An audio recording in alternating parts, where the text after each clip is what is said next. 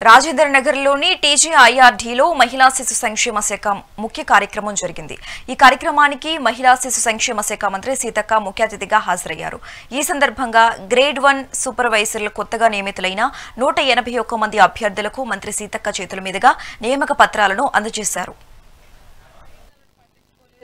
అందుకనే గల్లీ పాలన, గరీబోళ్ళ పాలన, కాంగ్రెస్ పాలన, పేదలకు అనుకూలమైన పాలన, ఫామ్ హౌస్ పాలన, కేసీఆర్ పాలన। మరి ఇవాళ అలాంటి వాళ్ళని మళ్ళీ మనం గెలిపించుకుంటే మీరు ఇంటికి పోయినా వాళ్ళు కనపడరు, దొరకరు। మరి అది గుర్తు పెట్టుకోవాలి।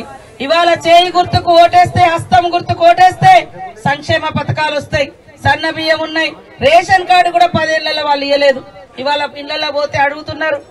మొన్న కాంగ్రెస్ ప్రభుత్వంలోనే ఇల్లులు రేషన్ కార్డులు ఇచ్చిర్రు మాకు అని, ఇప్పుడు ఇళ్ల స్కీమ్ మొదలైంది।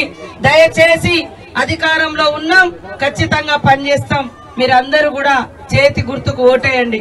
వాళ్ళు అంటా ఉన్నారు సెంటిమెంట్ అని, అరే 3 సార్లు గెలిపించారు వాళ్ళ కుటుంబాన్ని, నవీన్ 2 సార్లు ఓడిపోయిండు, మరి ఓడిపోయినా మన మధ్య తిరుగుతా ఉన్నాడు, ఆ వ్యక్తిని గెలిపించుకోండి।